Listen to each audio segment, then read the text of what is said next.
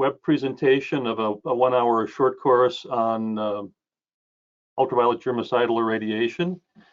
My name is Bill Bonfleth. I'm a professor of architectural engineering at Pennsylvania State University in the US. I'm also the chair of the ASHRAE Epidemic Task Force that's dealing with the COVID-19 pandemic. I want to mention to you that this 1-hour presentation is excerpted from a longer 3-hour course that I have done for the ASHRAE Learning Institute, and that full 3-hour course is going to be presented on June 11th. So if you're interested in more detail than is provided here today, please consider registering for that. Because we've had to compress the material so much, this is going to be a fairly high-level overview of this technology and how it can be used to control infectious disease, but hopefully for those who need basic information, it'll be a helpful introduction. So with that, let's get started. And I will just breeze through the front matter here to save time.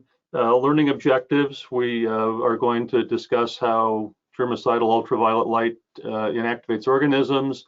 We will look at the way that microbial susceptibility is described and how we can use that information in dose response form to design systems to reach certain disinfection targets.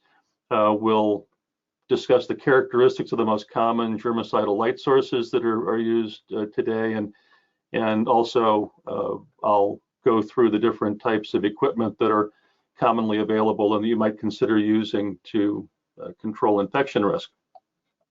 So let's go to a few introductory remarks here before we get into that.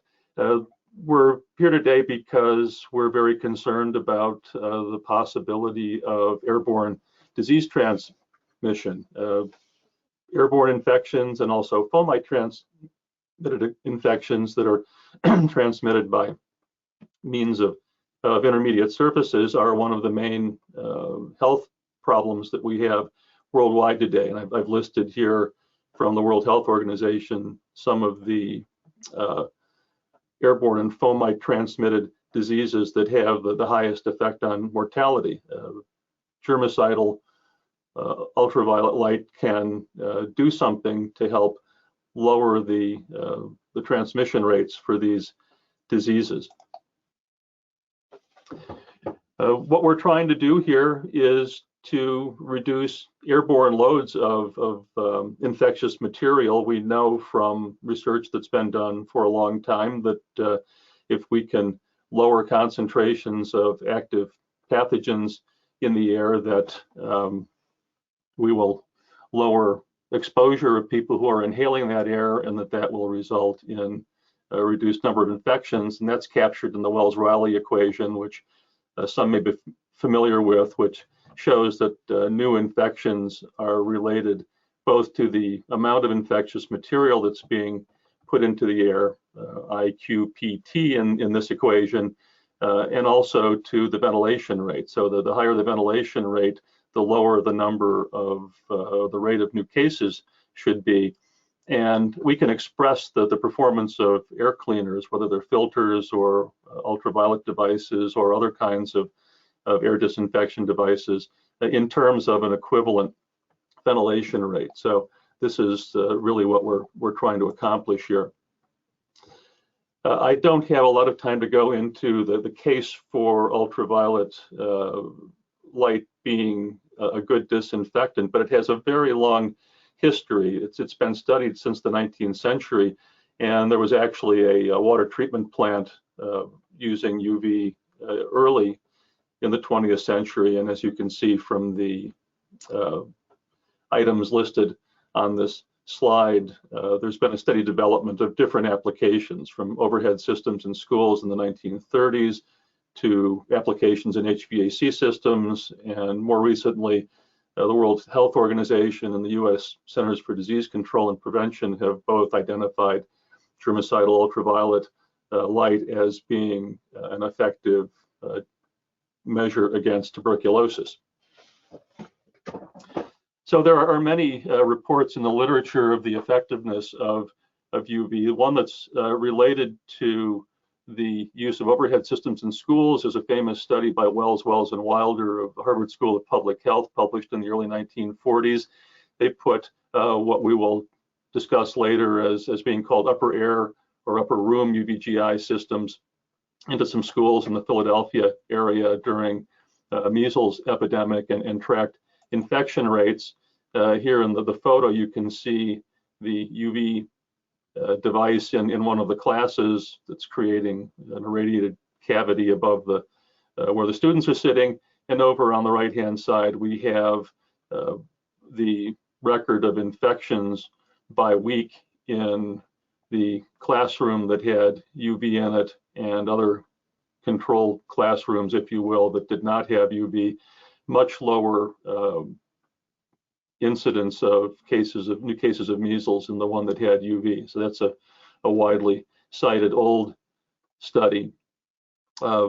Much more recently, if you look at journals like American Journal of Infection Control, you'll find that there's been a lot of work done on investigating UV and other methods of non-conventional cleaning as a way of reducing infection of rooms that are turned over from one patient to another. This is one such study, and what they found in that study was that conventional cleaning had relatively little effect on removing common healthcare associated infection pathogens. At least they were still found in those spaces after cleaning, as shown by the data over here on the left-hand side.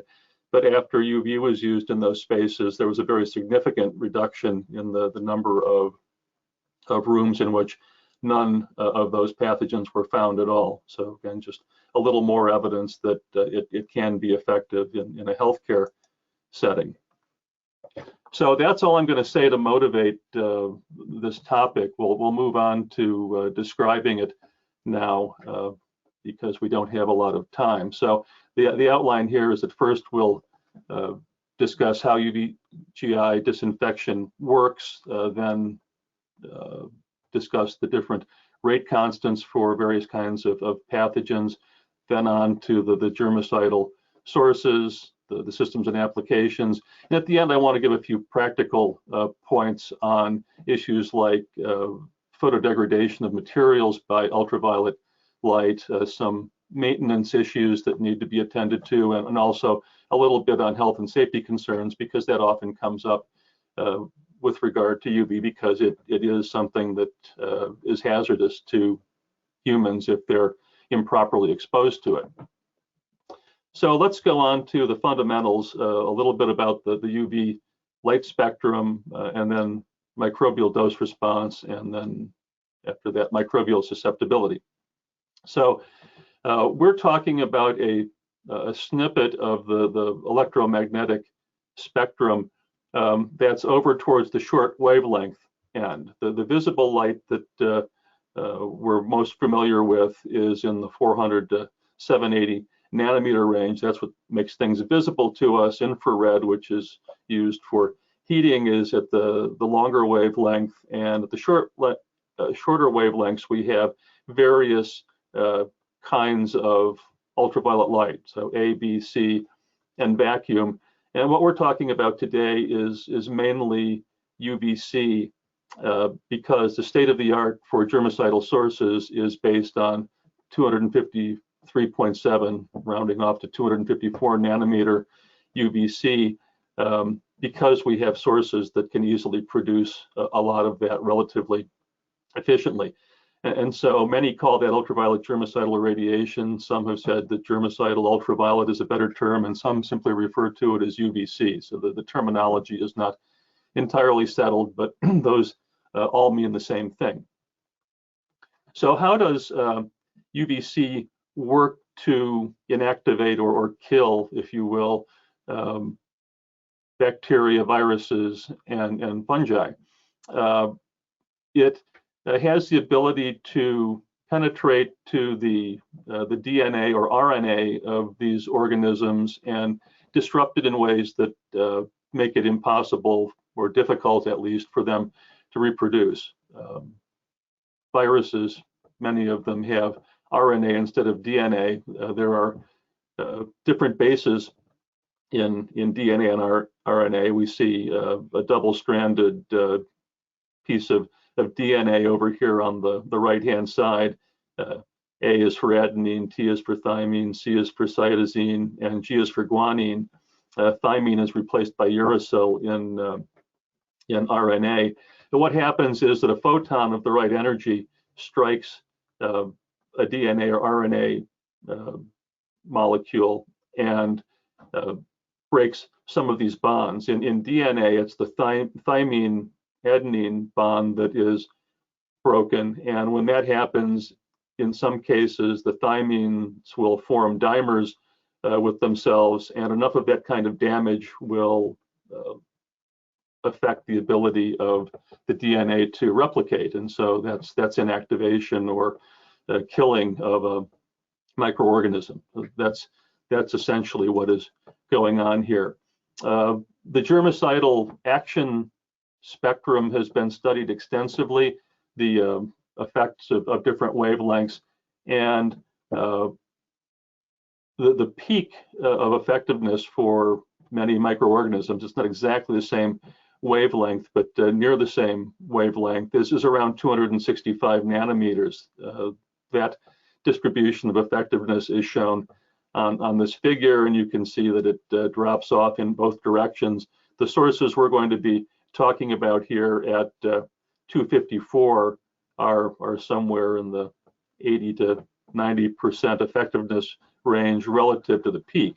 What's not shown here is that there's actually another peak in germicidal effectiveness at shorter wavelengths, but the shorter wavelengths down towards 200 nanometers are even more hazardous than UVC in this range, and we won't be talking about them today. We also won't be talking about higher wavelengths that some have said are effective in the 350 to 400 nanometer range. The technology that's most widely used is UVC in the range that we're looking at here. So how does microbial dose response work? To a first approximation, it's exponential.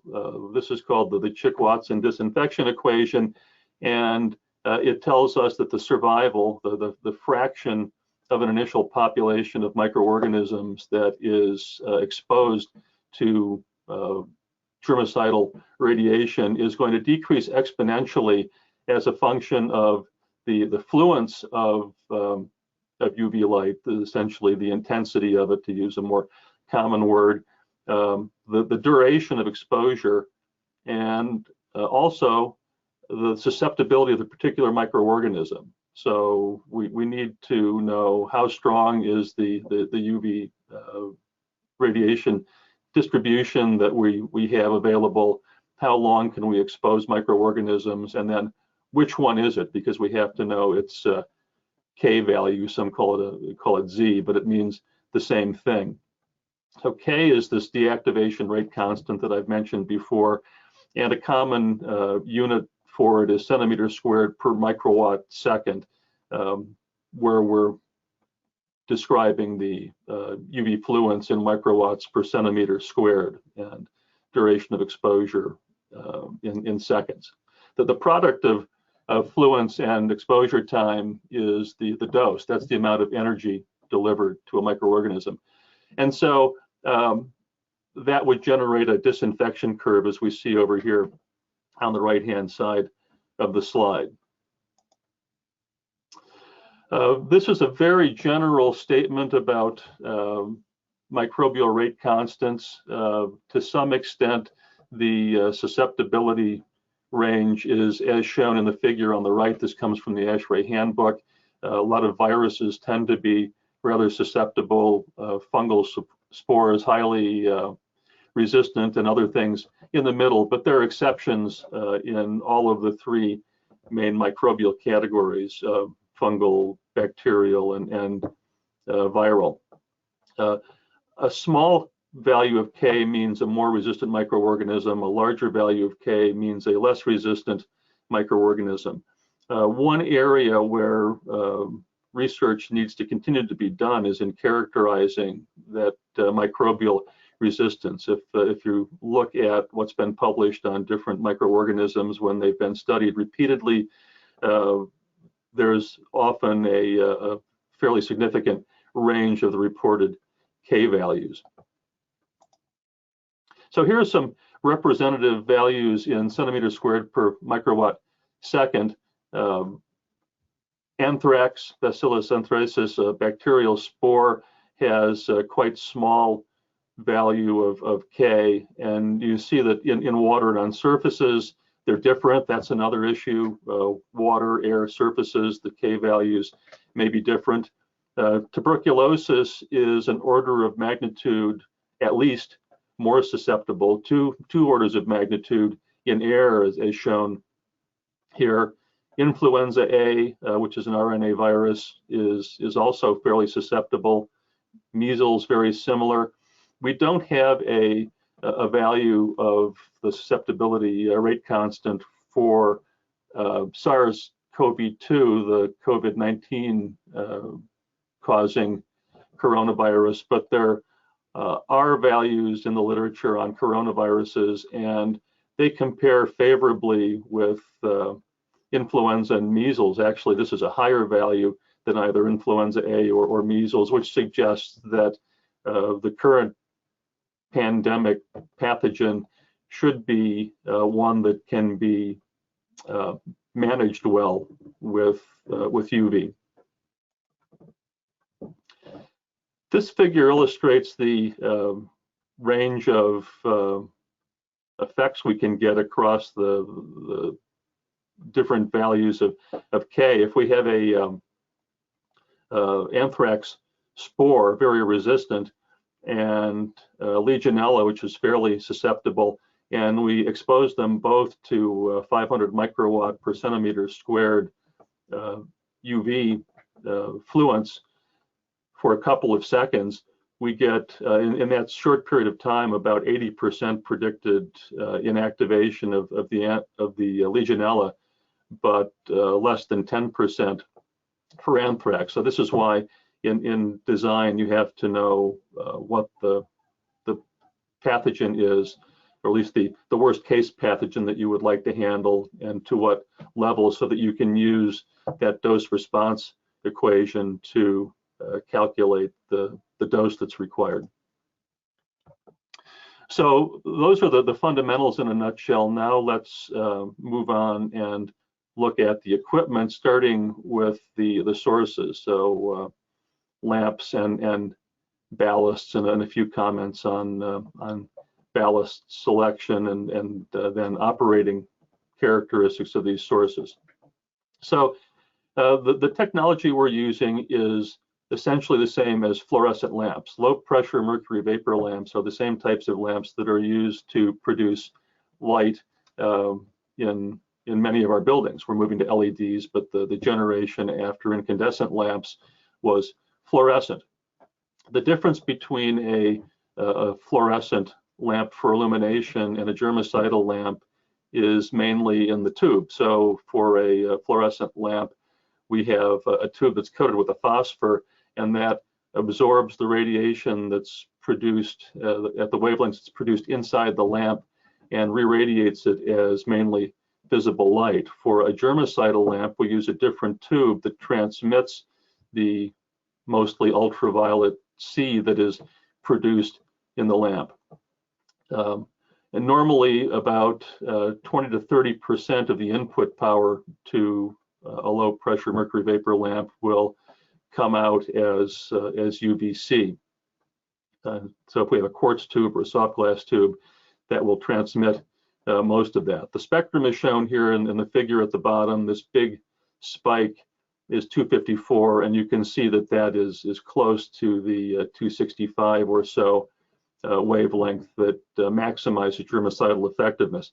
There's another wavelength over here around 185 that we'll talk about a little bit later, which is of concern because it produces ozone if it gets out of the lamp, and that's one of the safety considerations that we'll talk about at the end. So given that we're we're talking about lamps that are essentially from fluorescent lamp lineage. They look like fluorescent lamps. So here's an image that shows a number of germicidal lamps. We have single-ended and double-ended lamps, four pins on one end or 2 pins on each of both ends, and other shapes could certainly be possible. The behavior of these low pressure mercury vapor lamps is important because they are fairly sensitive to their environment. The output level of the lamps can be described as low or high depending on the current that's put into the mercury vapor inside to create a plasma.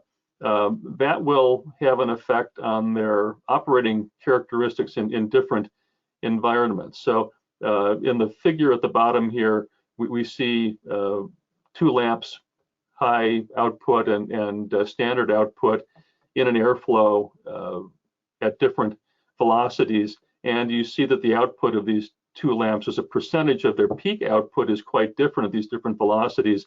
And that actually has to do with the thermal balance between the lamp and its surroundings, as we'll describe in a couple of minutes here.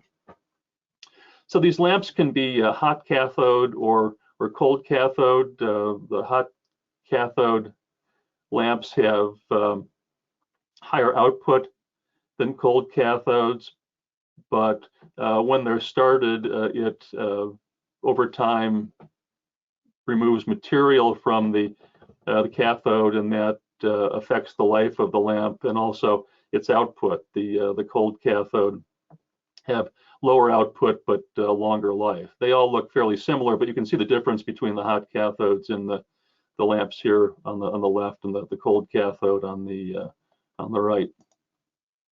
The ballast is the power supply for the lamp, so it has to provide starting voltage and then operate the lamp at the correct current. It's important to match the ballast with the lamp according to the manufacturer's recommendations. They come with different starting modes that have different advantages. They can be magnetic or electronic. Generally, dimming of germicidal lamps is not done, but as we change to different technologies, it's certainly possible and may be something that's done in the future, because there may be interest in operating germicidal lamps at different output levels depending on, for example, whether spaces are occupied or not when they're running. So the ballast selection will affect both output and life. Hot cathode lamps perhaps have a life of 5,000 to 10,000 hours. That depends to some extent on how often they cycle. Cold cathode lamps could last twice as long as that. Efficiency of the lamp, in other words, the output to power input, will be affected by the ballast selection. And some ballasts may also make noise that can be an annoyance depending on where the lamps are located. Everything you know about the depreciation of fluorescent lamps applies to low pressure mercury vapor lamps. So there's an initial out-of-the-box output level, and over time, as you can see in the left-hand figure here, that may reduce by 15% or more. Could be a lot more depending on how hard the lamp is driven. The cathode can lose material that winds up depositing on the tube and blocking radiation, so-called solarization, and that's a big factor in loss of output of lamps over time. On the right-hand side, we see the effect on percent of rated life of switching rate of lamps, so that can have a significant effect too, relative to a reference rate of once every 3 hours. A lot of lamps would be switched much less frequently than that, if at all, once they were turned on. So this issue of the effect of the environment on the lamps is called wind chill, because the lamp output depends on the vapor pressure inside the lamp, and the vapor pressure inside the lamp depends on the temperature of the coldest spot on the lamp tube, or cold spot temperature. that temperature depends on the shape of the lamp. It depends on how it's oriented to the airflow it's in, if there is an airflow, and it also is going to depend on the air velocity and temperature and how much power is going into the lamp. It's literally a heat transfer problem to determine the cold spot temperature on the lamp, and then that can be used to determine what the output is going to be relative to the maximum possible. Standard lamp rating conditions are often room temperature, still air, and they are not very representative of what would happen if you put lamps, for example, in an air handling unit.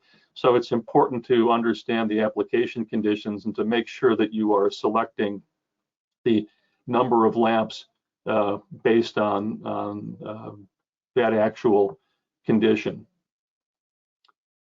You can put sleeves on lamps to reduce this wind chill effect, but they cost more and they may filter out some of the radiation as well.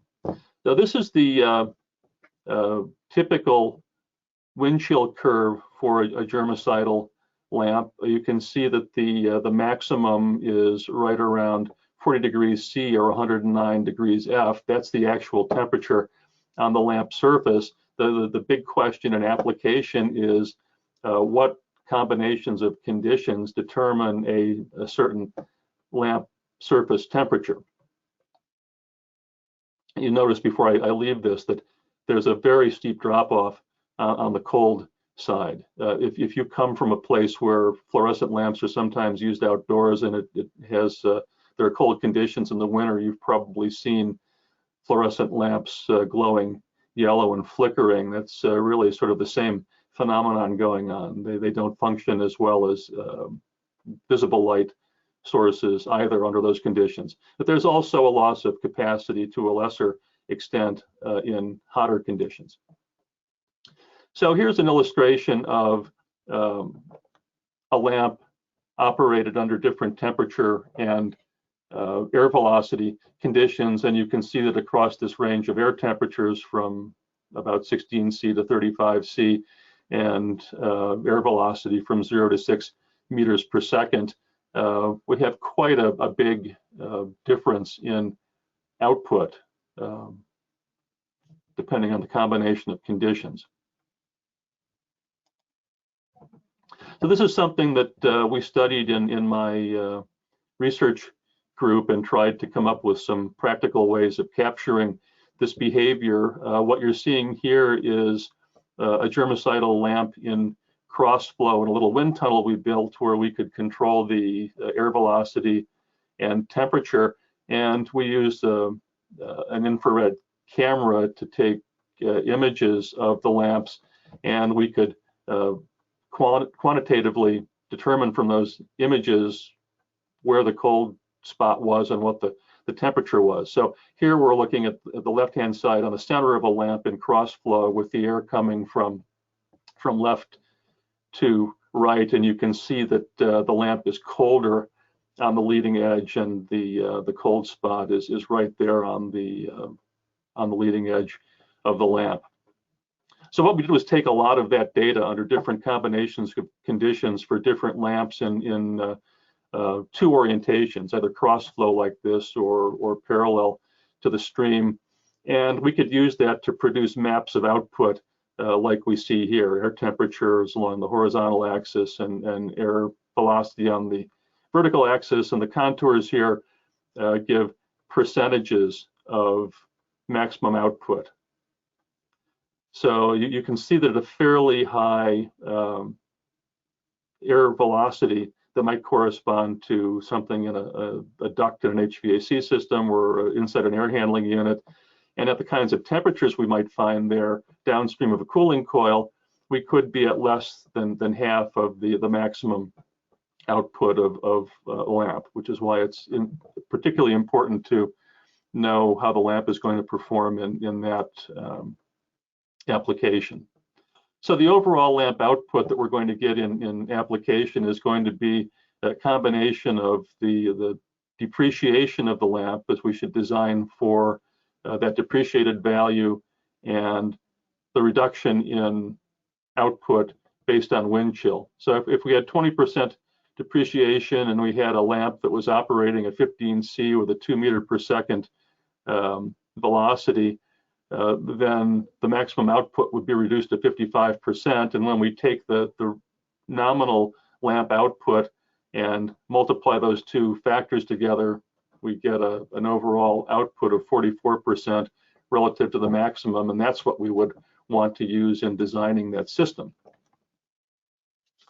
So those are the sources. Now let's move on and discuss the different types of systems in which low pressure mercury vapor lamps are applied. There are several. So the oldest and a very common and important one is so-called upper room UV. Some have called it upper air. The two terms mean the same.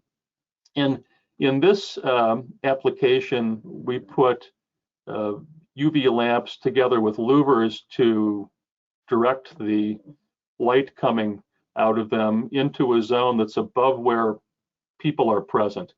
So you can see up here in the upper right an upper room fixture that could be put on a wall, and these louvers help generate a mainly horizontal beam of UV coming out of that fixture that creates a zone in which disinfection occurs when air moves through it. How do we get air to move from down here where people are and where infectious material might be? Well, people are heat sources, and so a thermal plume rises off of each of us, and that tends to carry air up into that zone.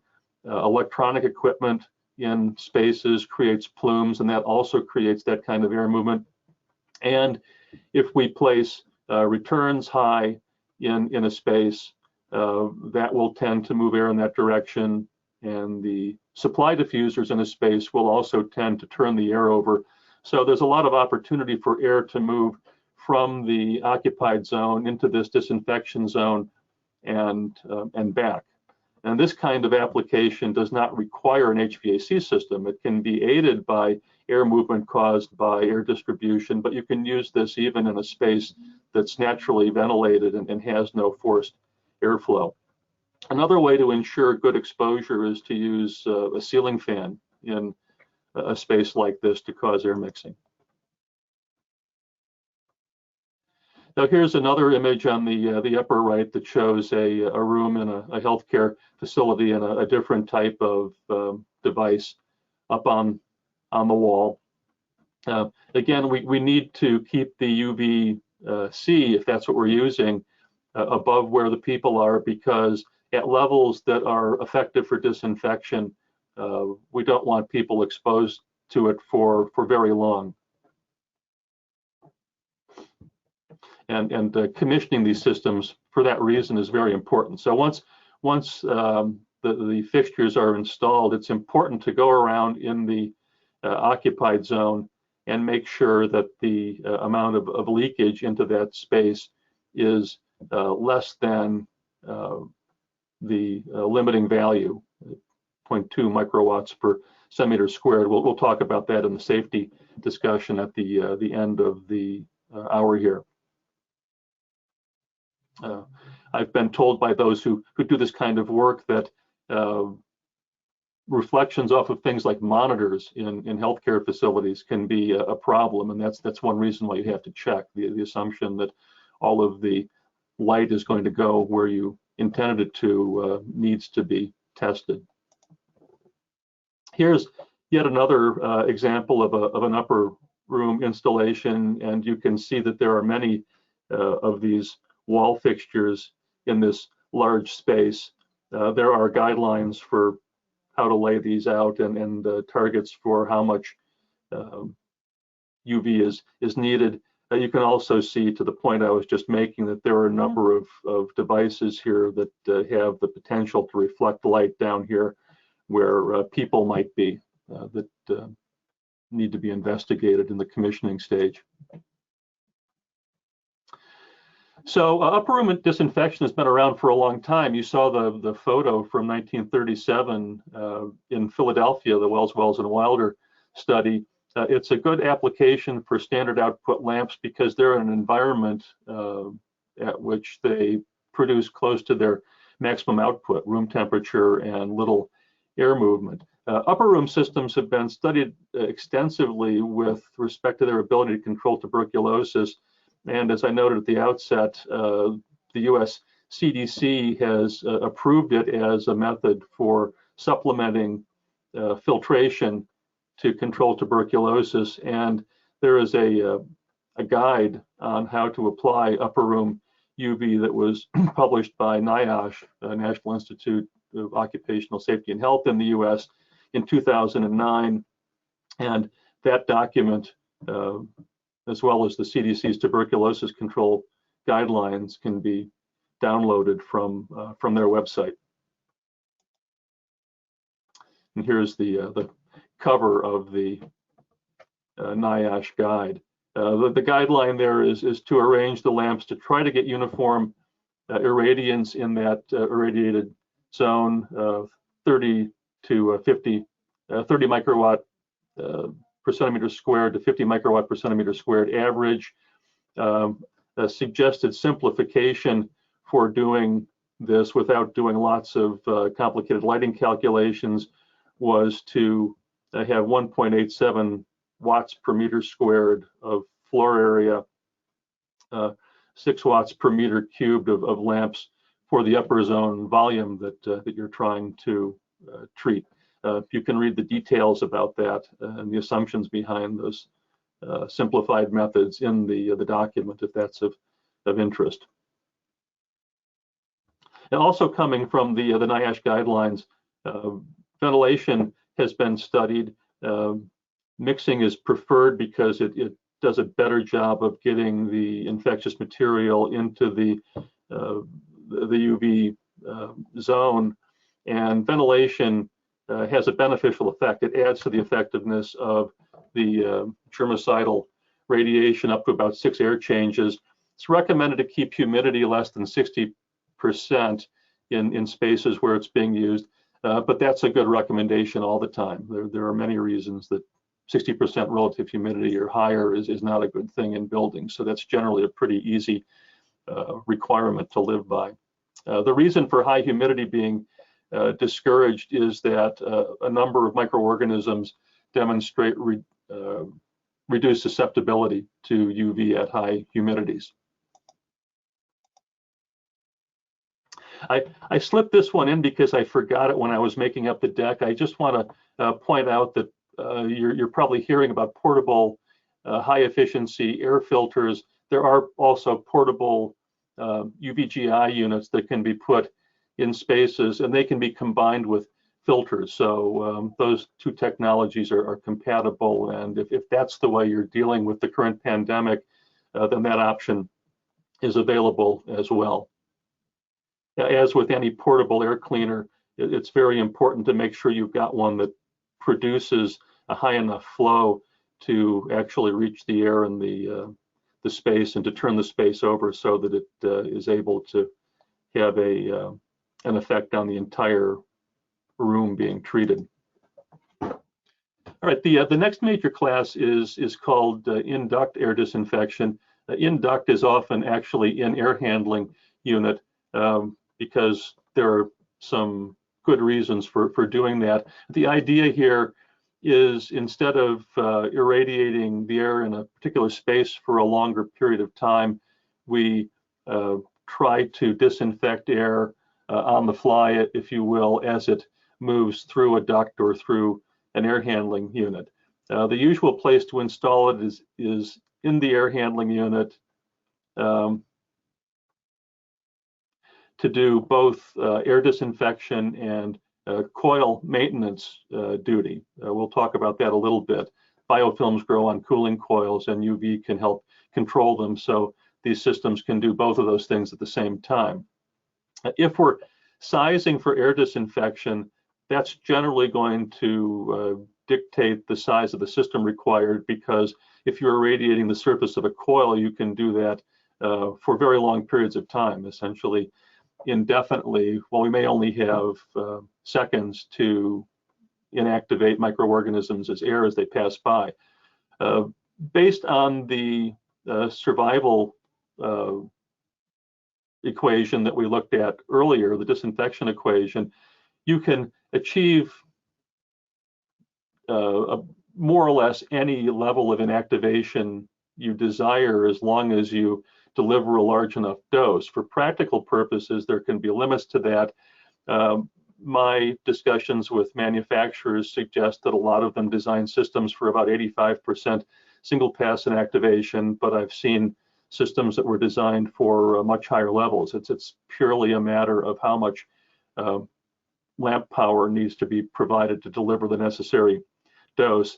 And again, just looking at some systems that I'm aware of, a very rough indication of how much power we're talking about is about 0.02 watts per CFM, which is not very much if you consider that in the US, a lot of systems deliver 1 cubic foot per minute per square foot of conditioned space. So it's pretty small on a per unit area basis as well. And that's maybe one of the advantages of induct, is that you can treat a large area with a relatively low power.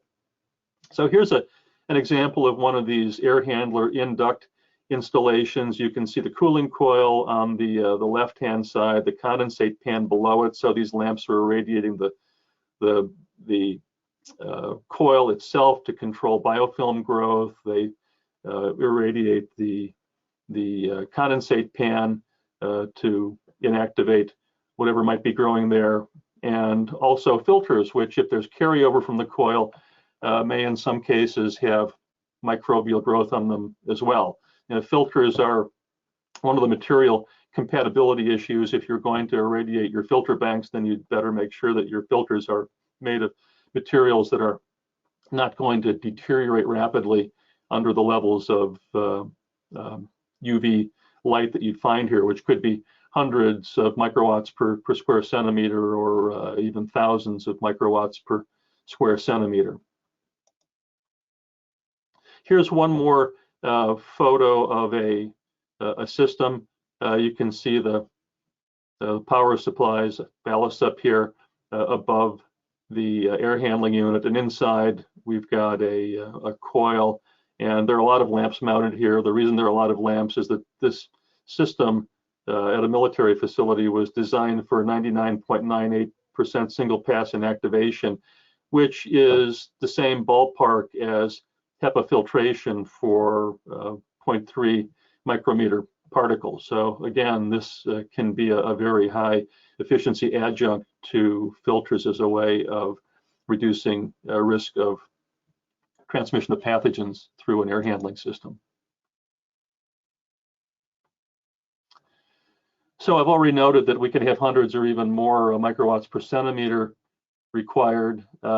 Induct systems are likely to require less lamp power than upper room per unit of area treated, but the effective air change rate for upper room systems can be quite high, higher than you're likely to be able to deliver with a typical forced air distribution system. There have been studies that have suggested that effective ventilation air change rates for upper room could be in the neighborhood of 10 air changes per hour, which is more than most air conditioning systems, except in healthcare applications, typically deliver.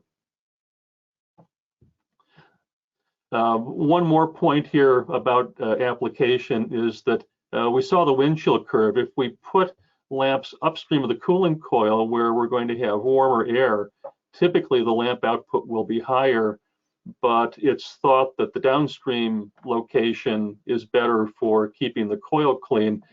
So it somewhat depends on what your goal is. If you're not too worried about coil maintenance, you can probably get away with something like half of the lamp power required if the lamps go upstream. But if you want to keep the coil clean, it may be better to put them downstream. Because the power requirements are so different, it may actually be just as effective economically to put an air disinfection array of lamps upstream and a smaller coil treatment group of lamps downstream. So let's talk about in-duct surface disinfection just a little bit. As I've said, this is using UVC to control surface growth where it's likely to occur, which is most likely on cooling coils and to a secondary extent in condensate pans and on filters. This is an application that's been included in guidance by the General Services Administration of the US in their P100 requirements. It's referring to the 2017 version here. So for their Tier 3 high performance systems, this was something that was specified. There are different opinions about the level of UV that needs to be put onto a coil surface to be infected. Some say as low as 200 or even 100 microwatts per square centimeter.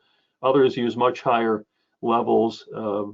They can all be effective. I've done experimental installations, field studies, where we use this 200 microwatt per square centimeter guideline, and it seemed to work quite well and to control existing biofilm growth, biofouling in a matter of a few weeks.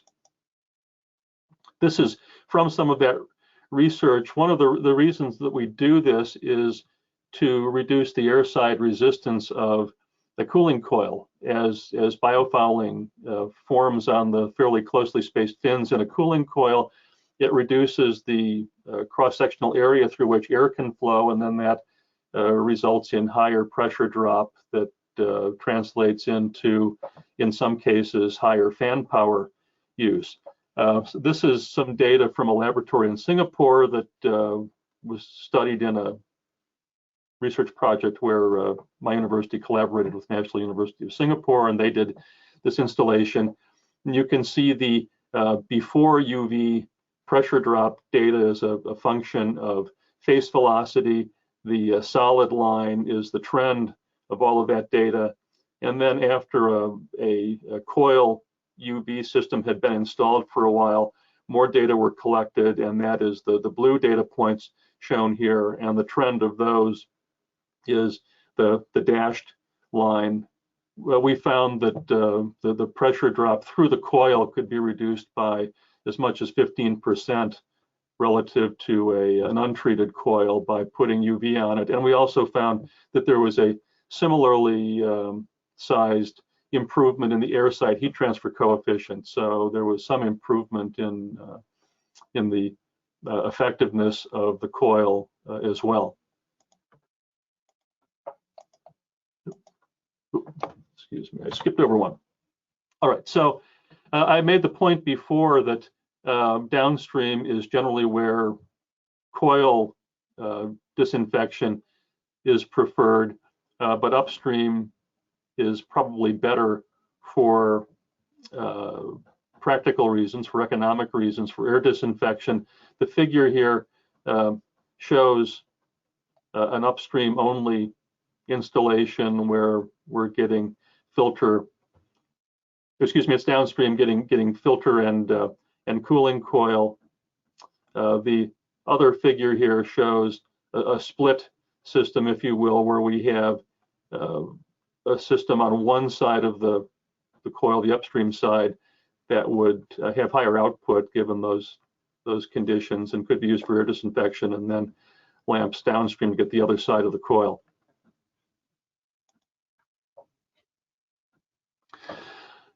So now let's move back into the building and spaces. Another type of system that is available is an in-room surface disinfection system, and these can be permanently installed in spaces like operating theaters, in hospitals. It's primarily a healthcare application, but may have some laboratory applications as well. You can see the lamps mounted on the ceiling here. those can be used at high output level to disinfect this space when it's not occupied as an adjunct to other types of cleaning.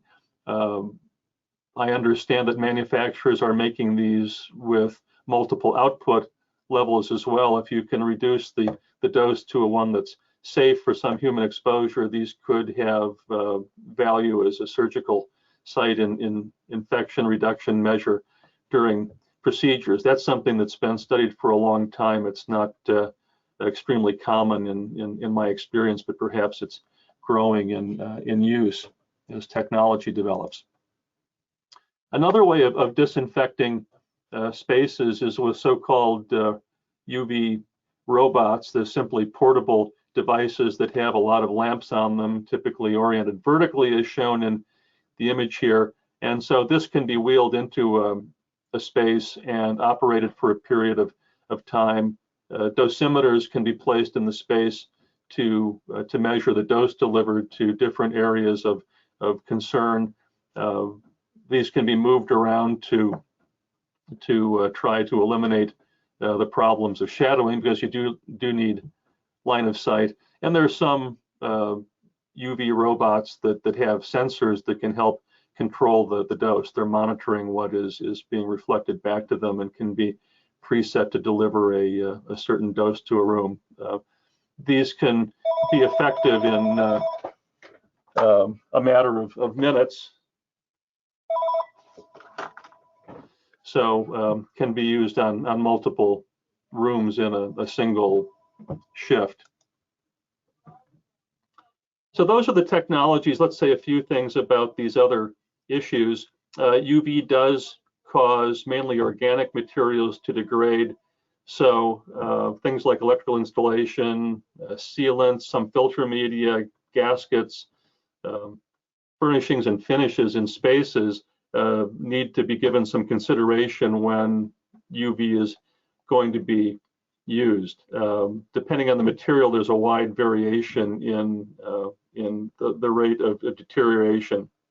The best approach is to select UV resistant materials whenever you can, and if that can't be done, then to try to shield them if they will degrade rapidly. And this is mainly a problem for retrofits, where sometimes UV is installed without consideration being given to that potential issue. ASHRAE has done some research on this, and particularly I mention its research project 1509. ASHRAE members can get the report on this directly from the ASHRAE website free of charge. They looked at 54 different materials, did accelerated testing, and studied the rate at which material was removed from surface samples and developed a classification scheme for susceptibility. So that information may be helpful if you're considering using UV in a retrofit. This is one figure from that report that shows the wide differences between HDPE, a common plastic material, another plastic, PBT, and aluminum tape, which really isn't affected at all. So this research project doesn't tell you what time to failure will be, but it does provide a way for making some estimates of how long it takes to remove a particular amount of material from a sample. So example, PBT, that's rated for 12,000 hours at 11,000 microwatts per centimeter squared of 254 would lose 40% of the insulation mass on a 50 micron wire. A 1 centimeter panel would lose 0.2% of its mass, 1 centimeter thick. So that's the photodegradation issue. Now let's finish up, as we're getting close to time here, discuss the safety requirements and the maintenance requirements. So for maintenance, it's important that the lamps be changed out at the end of their useful life. They may still be producing some visible light, and that's often mistaken as an indication that they're still working. Manufacturers' recommendations should be followed, and that typically would mean no less than annually if lamps are being operated continuously. And for some lamps, depending on how hard they're driven, they may need to be changed more than annually. That could be determined based on the measured output using a radiometer. Lamps need to be disposed of properly as long as you're using mercury vapor lamps. All of the same requirements that would go along with fluorescent illumination lamps would be applicable. And there are also some environmental concerns about disposing of ballast that would need to be followed. Visual inspection of lamps is a good thing to do periodically. Keep in mind that particularly for in-duct systems, that level of radiation is not one that you can be exposed to for very long. So you should either have viewing ports that do not transmit UVC, standard item when that's being done, or wear protective equipment that will protect the technician from exposure. Things that need to be changed or checked for: burned out or failing lamps need to be replaced. If there's been excessive dirt and dust accumulation on the lamp, that should be cleaned off as well, because it's reducing the lamp output. So radiometers can be used to determine both that the lamp output is where it's supposed to be for germicidal effect, and that the level in occupied zones is not exceeding requirements. Certainly installed sensors could be used for fault detection. That's not necessarily the norm, but continuous monitoring, the same way that we might monitor the pressure drop through a particulate filter, could be a useful thing. Highly accurate measurements require pretty costly instrumentation, but lower cost sensors that may be adequate for some purposes are available, as is usually the case with instrumentation. For safety purposes, you want to use a high quality, high accuracy radiometer. And so finally, with a few minutes to go, here are the health and safety considerations: UV, ozone, lamp breakage, protective measures. Actually, I think I may have deleted the lamp breakage slide here. The UV exposure is not good for people. It causes essentially a sunburn, and it can cause quite painful photokeratitis, eye inflammation, as you see there in the upper figure on the right, or on skin, a sunburn. Photokeratitis on the skin, conjunctivitis in the eyes. These are not permanent effects, but they're not pleasant, and they appear sometime after exposure. So you would not know if you're being exposed to germicidal radiation that you were overexposing yourself. You'd find that out later, just like happens when you spend too much time on the beach. So what are the exposure limits? In the US, NIOSH has published limits for 253.7 nanometer exposure. I've said before that we might be in the hundreds to thousands of microwatts per centimeter squared range for an induct UVGI system. You can see there that at 600 microwatts per centimeter squared, you can be exposed safely for 1 second. At 100 microwatts per centimeter squared, it's up to a minute. And even for 1.7 microwatt centimeter squared, the safe exposure is only an hour. So the basic message here is that for systems that are treating air, you do not want to be exposed to that radiation without protective equipment. Now, for the systems that are installed in occupied spaces, the upper room systems, the criterion that's typically used is no more than 0.2 microwatts per centimeter squared. And if you want to be conservative, you could go lower than that. That's considered to be safe for an 8-hour exposure. In most cases, people would not be in any given space for as long as 8 hours. You can be conservative relative to these requirements, of course. I've plotted those requirements on semi-log coordinates here at the bottom. You can see that as the irradiance goes up, the exposure time drops very rapidly. So what about ozone? This is one of the most persistent criticisms of germicidal systems. It's a strong oxidant. It's not good for people to be exposed to it, and OSHA and NIOSH in the US have a limit of 0.1 parts per million by volume.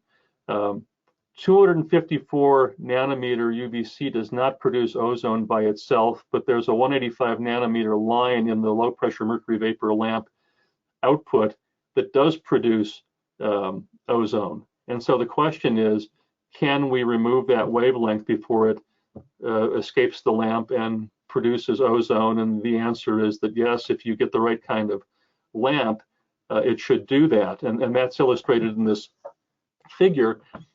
If we have a synthetic quartz lamp, it transmits nearly 90% of this 185 nanometer UVC.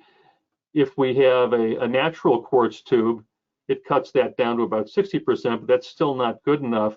But if we have a titanium doped quartz tube, the green line here, we see that the transmissivity has dropped to almost zero at a little under 225 nanometers. So this 185 is not going to get through this tube material, and that's really important for designing and specifying these systems so they don't create that hazard. And finally, other protective measures. I've said this already, but protective equipment is important. You can get face shields and suits that will prevent exposure of the eyes and skin to UV. Upper air systems should have warning signs that indicate when it's in use. We need on and off switches in safe places and disconnects for that equipment. And in induct systems, warning labels need to be put on doors and access panels. We need to have disconnects for the lamp outside of the lamp chamber, and the ports for observing UV equipment visually while it's operating have to use materials like that doped quartz or glass that absorbs UVC so that there's no exposure from outside. So to wrap up here, and I'm just a couple of minutes over, disinfection with UV, both for air and surfaces, a very well-established technology, and it works against a wide range of pathogens. The main wavelength that's used is 254 nanometer because the standard source today is low pressure mercury vapor lamp. We can apply it to air streams and surfaces and HVAC systems, as well as to air and surfaces and spaces, as we've seen. Certainly, there are some hazards associated with its use, just as there are for other kinds of equipment that we use in our buildings. So one needs to be aware of what those risks are and take the appropriate measures to protect themselves against them, which is not hard to do. We consider germicidal ultraviolet an adjunct to ventilation and filtration of particulate matter, not a replacement for it. That was clear in the CDC requirements that permit use of UV for TB control. And finally, without actually going into details, there's a lot of development work being done on light emitting diode sources, and I certainly expect those to replace mercury vapor lamps over time at the 254, 265 wavelength, but also we're seeing other wavelengths that have some interesting and useful characteristics becoming available, and I imagine that we'll see products coming onto the market that use those as well in the future. And with that, I'll conclude by saying that there are some good general references that you can read if you're interested in the subject. There are 2 chapters in the ASHRAE handbook that were written by ASHRAE Technical Committee 2.9, Ultraviolet Air and Surface Treatment. There's an ASHRAE journal article on best practices that I contributed to along with some of my colleagues. I've published an article in the ASHRAE journal you might be interested in looking up that summarizes where we are with cooling coil irradiation for biofouling control.